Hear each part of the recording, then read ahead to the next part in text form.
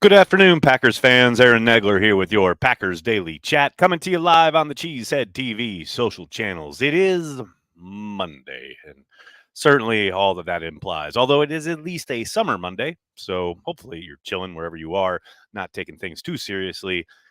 Perhaps you've wrapped up watching all three games from the Euros. I may or may not have done that today. Um, but I hope you're having a good time wherever you are.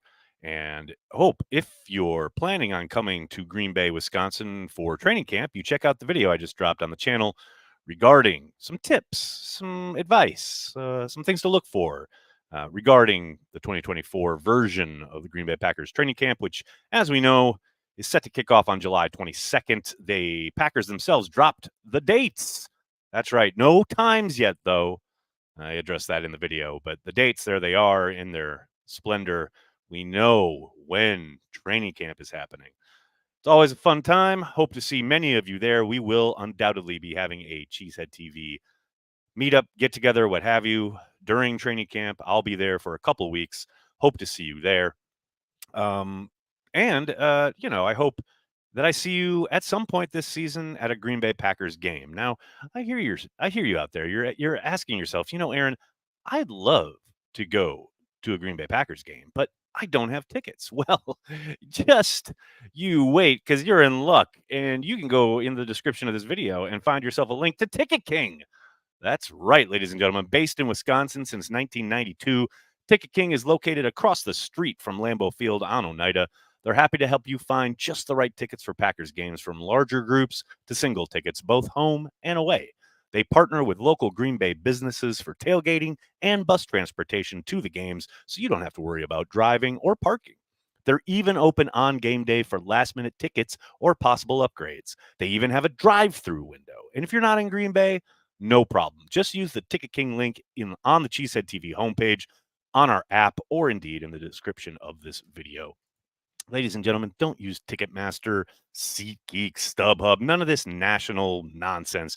Use a company based in Wisconsin since the early 90s, Ticket King, for all your Green Bay Packers ticket needs.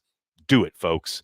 The other thing you should do is, yes, head out to training camp and watch some of these training camp battles each and every summer. It's always fun to see guys try to lay claim to jobs, beat out the competition, so to speak. And you have to think one of the most exciting training camp battles this year will be along the offensive line. There at the right guard spot. Sean Rhyan is going to be involved.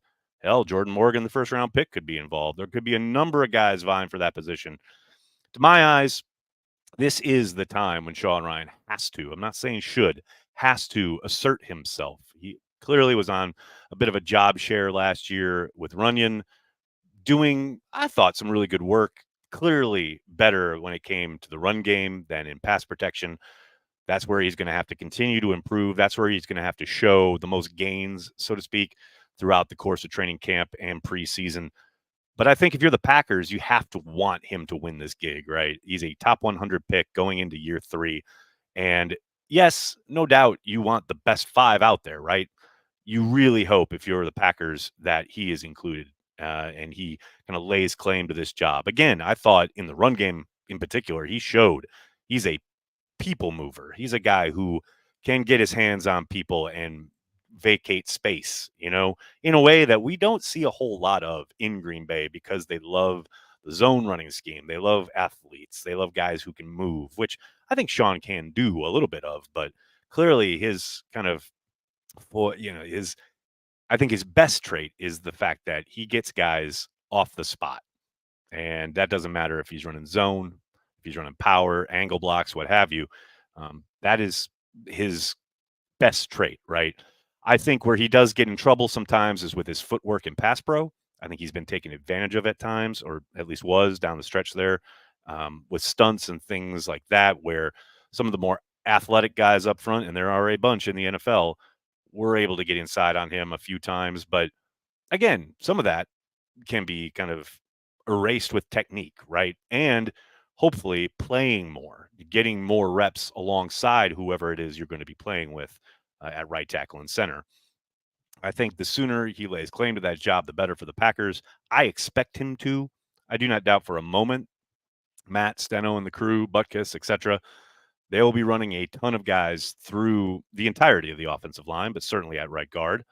I expect Sean Rhyan to win that gig, and I'm excited to get to Green Bay and watch him do it.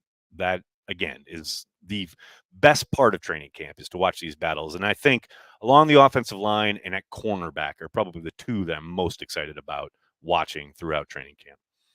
Hello to everybody in the comment section. So good to see everybody mixing it up. Hope you're all doing well. Someone said road grader. Yeah, he's a classic road grader, no doubt. Ryan, thank you for being a Care the G Club member. Really appreciate you, man. The Packers should embrace Turkey Day games, 3 standalone games that most of the U.S. watches. Games on Christmas are poop emoji. Well, yeah. I mean, don't ever forget, they used to play on Thanksgiving each and every year until Lombardi got sick of it because Detroit was kicking their butt year after year after year, and Vince had enough of that. I don't mind the evening Thanksgiving game. I actually kind of like that because you can have your Thanksgiving at least, in the day, and then settle in at night after loading up on turkey and probably having a nap at some point and then enjoying the night game.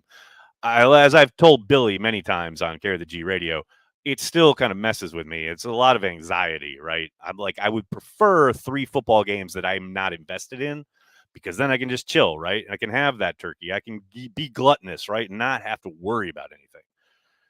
When the Packers are playing, it's like, oh, I get all knots inside me all day waiting for the game, right? So, yeah, I get it. And you're right. Again, if it has to be on Thanksgiving, give me the night game. I'm down with that. She said, Joey, what's up, man? Congrats to Chris Kuhn, new equipment manager. Yes, not exactly the same spelling, but similar pronunciation. And yes, he's been in Green Bay, I believe, for like 14 years or something like that as an assistant equipment manager. I'm really excited for him. I'm gonna give him a congratulatory shout out when I get to Green Bay, without question. Big shoes to fill. Big shoes to fill, no question about it. Replacing a legend is never easy, but if there's a place in the NFL where they've shown they know how to draft and develop and get ready to have someone to replace a legend, it's in Green Bay, no doubt about it. Brandon, what's up, man? Thanks for the super chat. Would you rather? Oh, love these. Be told the next 10 years of Packers results game by game, thus having the opportunity to become a Billy millionaire via betting if you choose. I think they call that the Biff. Or enjoy the ride as it is. Oh, Brandon. Can I just have it or not even have it? Can I just have one season? I know that's not the ask here. Would I rather?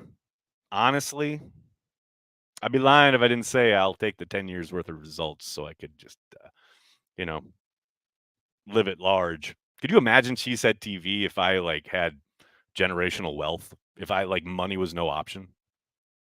No issue, no problem? Man, She Said TV would be absurd. And plus, I'd know the outcome of the games. Imagine watch parties. That'd be a good time. Ed, what's up? Thanks for the super chat. Has there ever been an NFL player who transitioned from soccer to football? Tough to be a Belgium fan today. Ed, you guys got hosed. I'm not going to make this Euro daily, but man, that handball was ridiculous. And yes, I'm not dismissing the fact that it touched his hand. We've seen a million, i.e. handballs go uncalled because they were inconsequential. The touching of his hand with the ball was completely inconsequential. It doesn't change the flight of the ball at all. And he gets it down and he makes the run. It has an awesome cross to Lukaku, who buries it for the tying score. And they discount it because they had to go millimeter by millimeter on the film to go, oh no, it grazed his fingers. So now it doesn't count. I hate that. I didn't tune in to watch VAR go over this millimeter by millimeter. I tuned in to watch great athletes perform at the highest level, which they did. And then you erased it. I hate it. I hate it so much. If it's egregious, if it's in the box, yeah, fine, I get it. But, excuse me, his finger grazed the ball, and we must disallow this awesome play. Nonsense. Fucking nonsense. As for your question, Ed, has there ever been an NFL player who transitioned from soccer to football? I don't know about in the middle of their career. I know, back in the day, Jan Stenerud played soccer and then became an amazing NFL kicker and is now a Hall of Famer. but I can't remember anyone in their career. I know Harry Kane has talked about wanting to kick in the NFL when he retires or at some point. I don't think that's ever going to materialize, but I know there's been chatter around it, but I don't think it's ever happened. I mean, someone can correct me if I'm wrong, but I don't think so. Craig, what's up? Thanks for the super chat. Nags, you ready for 95 and suck humidity in New York City this week? The guys over at the O-line committee have the Packers in their 10D offensive lines for 2024. Thoughts? 10D? I don't know what that means. Sorry, Craig. 10D? Top 10? Is it top? Are you saying top 10? Because I'll buy that, but it's hard to say without really seeing how some of those competitions kind of sort themselves out, right? As far as 95 and suck humidity in New York City this week, I'll be spending much of the week at my girlfriend's place because she's got air conditioning. So I only have air conditioning in my bedroom and not throughout my apartment. So I'll be like, honey, I'm coming over again. Yeah. What? Yeah, of course. Yeah. I'll be where the AC is. Thanks very much. John Semitovich, what's up, man? What's better, VAR, instant replay, or acid to the eyes? Give me acid to the eyes. Ding, ding, ding, ding, ding, ding, ding. You are correct. Tell him what he's won. M, what's up, man? Thanks for the support as a Carry the G Club member. Hi, Nags. My biggest takeaway so far in the offseason is the sense of commitment and camaraderie among players that you could get from pressers. Go, Pack, go. That's an interesting point, man. I know a lot of the guys have mentioned this, right? As far as the feeling in the locker room, the cohesiveness, the togetherness. It certainly has been, I don't know, palpable, I guess, from the outside looking in. You never know how much of that is real, how much of that is guys playing things up, etc. But man, it's nice to see. I'll take that over the fractious nature or the absence of certain players over the course of offseason programs in the past. I'll certainly take this over that. Right there. I'm with you on that one. Mario, what's up? Thanks for the super chat. When will the league give Coach LaFleur his flowers? I feel like he should have won Coach of the Year last season or in 2019. He's been overshadowed a lot, in my opinion. I agree. This is something we've talked about a little bit on Watch Party, but it's like, it's so funny how, well, you know, he was winning all those games because he had Aaron Rodgers. And now it's like, oh, well, see how he does with Jordan Love. And all they do is, you know, go to the divisional round of the playoffs, and Jordan looks outstanding in the second half of the season. And now, for whatever reason, I guess it's not because Matt's a good coach. Yeah, it's baffling, but I understand. Like, look, 32 teams, right? And it's not like there haven't been other worthy nominees, worthy coaches who I think we're coming off. I think Stefanski won it last year, which I completely understand, especially when you look at the fact that they rolled through a couple quarterbacks last year in Cleveland. And yeah, they were great on defense, no question about it. But, you know, I think they exceeded expectations. And I think oftentimes that's what that award is about, right? And I think the Packers did exceed expectations, especially the second half of the year. But I think a lot of those narratives get driven early in the season. And I think because the Packers struggled mightily early in the year, especially on offense, which is Matt's side of the ball, and especially in games that were nationally televised, again, that sets the narrative in people's heads. And even though they, were lights out down the stretch, I think once that gets that seed gets sown, it's just really hard to kind of change directions there. I mean, I always think of, in that vein, it's not the same exact award, obviously, but MVP in 2016 when Matt Ryan won, which, you know, he was deserving, but everyone had already kind of decided. And I remember down the stretch when Aaron Rodgers was out of his fucking mind, it seemed pretty apparent to me that he should at least be in the conversation and probably should have won it. But because the Packers had struggled through the first 6 games or so, and Aaron hadn't looked particularly good, it was just way too much for people to kind of go, oh, wait, no. In fact, Aaron has played one of the best stretches of ball at the quarterback position we will ever see in any lifetime. They just, you know, and that has led them to so many wins to an NFC championship game, though, of course, it's a regular season award. That's just too much for people's brains to kind of turn on, which I get. I understand. On Culture, what's up, man? Thanks for the super chat. Easing on into the week with Boogie Wonderland by Earth, Wind, and Fire. Save Yourself by Stabbing Westward. And If I Didn't Care by the Ink Spots. What a trifecta. If I Didn't Care is one of the greatest songs ever recorded. And I can't believe you name check stabbing westward. Man, I remember when they came on the scene. I am old. Adrian, what's up, man? Thanks for the super chat. My boy Peter Arvo had his birthday on Saturday. We met at the Kettle of Fish before the Cowboys game in 2013, and our record comeback was the second best thing to happen to me that day. Random Packer, Matt Flynn. Not so random when you tell that story, but yes, Matt Flynn is a good one. And dude, that's awesome. Kettle of Fish is the absolute best. I mean, you cannot get a better atmosphere to watch a Packers game in outside of Lambeau Field than Kettle of Fish. I will always maintain that. Mimsy, what's up? Thanks for the super chat. Crossover appeal for Nagler home. Chappelle Roan voice. GPGGO Pack Go. Jordan Love is him. We know. I'll show myself out. Mimsy, I'm going to clip that and send it to Olive. She'll be very impressed. I don't think anybody else, maybe Dusty will appreciate that, but that's about it. Uncultured again, what's up, man? I'm jazzed for college football 25, but I also know if you get it, Grossi will duck you, especially now that he's big time. Oh, don't worry. I will be facing off against Grossi without question.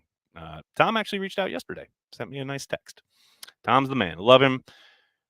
And he's scared. He's very scared. He knows as soon as we put the sticks on, he's going down. So I get why he wants to dodge me. Joe, what's up, man? Thanks for the super chat. You surprised a player like Ryan, who played left tackle in the top 5 conference, would struggle with pass pro? Not really. I understand what you're saying about playing left tackle and having hopefully that experience to draw from, but it's a very different world living in that phone booth. And you're dealing with very different athletes and different types of rushes.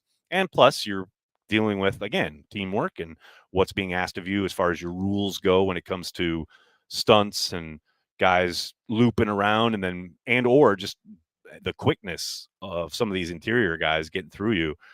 It's a very different beast. And again, that's why I mentioned his footwork. I think maybe not a lot of this, but I think some of it can come down to him cleaning up some of the footwork stuff. But that's why they have camp. That's why they have practice. Hopefully that's the step he takes this year, without question. What else we got here, folks? How about Paul Ott-Caruth? Always a great one. Paul Ott-Caruth is the man, the myth, the legend. Nick says he's a 44-year lifelong Packer fan going to his first Packer game preseason versus the Ravens. Father's Day gift from wife and kids. Dude, that is awesome. Have the best time. You cannot describe your first time going to see the Packers live. It is awesome. You're going to have a ball. Enjoy it. That's really nice of them. Tulio, I like it. 31 likes? Come on, everyone. You're acting like Bears fans. Yeah, YouTube. Come on. Where are the likes?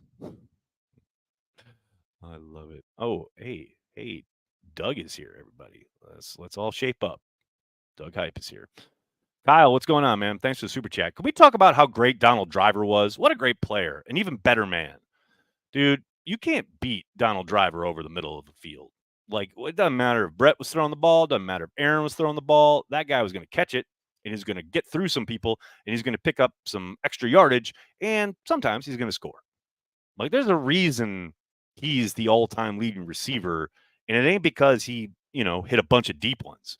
Like, he did work over the middle. You talk about a tough SOB, a guy who would undoubtedly lay out knowing he's going to take a hellacious hit. And remember, his career was well before they were like, oh, we can't breathe on the wide receivers downfield. Like, they hit back when Donald played, and he still caught the ball. And a lot of times he still got through the tackle, picked up extra yardage. Of course, I don't have to tell you guys, you remember that awesome run after the catch for a touchdown against the 49ers in the throwback uniforms years ago in Lambeau.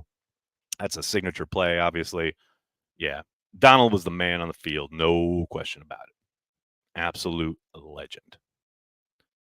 Oops. Michael says, looking forward to seeing what King does. Had a rough last year in college, but the year before he had a really good season. Yes, absolutely, Michael. Something that I know both Goody and LaFleur talked about. They were asked about after the draft and kind of intermittently throughout the offseason program. Very interested to see what happens when they're allowed to get physical. Because right now, yes, there's a little bit of that going on, but it's still very half speed. Yes, it's competitive, but it will ramp up once those pads come on in training camp, and I'm excited to see what he looks like there on the perimeter in this Halfley defense and getting some of that coaching. Halfley and his crew, Halfley in particular, having a background with defensive backs and seemingly a pretty damn good one. Excited to see what happens when they get their hands on him. No doubt about it. Daniel Davis says he's the all-time, he, meaning Donald Driver, is the all-time leading receiver because Sterling Sharp had to hang it up early. I mean, you're probably right, but that happened. You can only live in the world you live in, I mean, you're not wrong, but again, he took advantage of his opportunities. I mean, Sterling was a man among boys. He's the best player I ever saw with my own two eyes. Don't get it twisted. He's an absolute legend. Sterling Sharp should absolutely be in the Pro Football Hall of Fame. The Driver was the man. That doesn't change anything, All right, everybody. I'm going to have to get going. I cannot thank you enough for hanging out, talking Packers each and every day, Monday through Friday, right here on the Cheesehead TV social channels. Please do me a monster favor. Hit like on the video, subscribe to the channel, and then tell your friends and tell your family. Cheesehead TV, we are devoted to Green Bay Packers fans worldwide. Thanks a lot, everybody. Have a great night. Go Pack Go.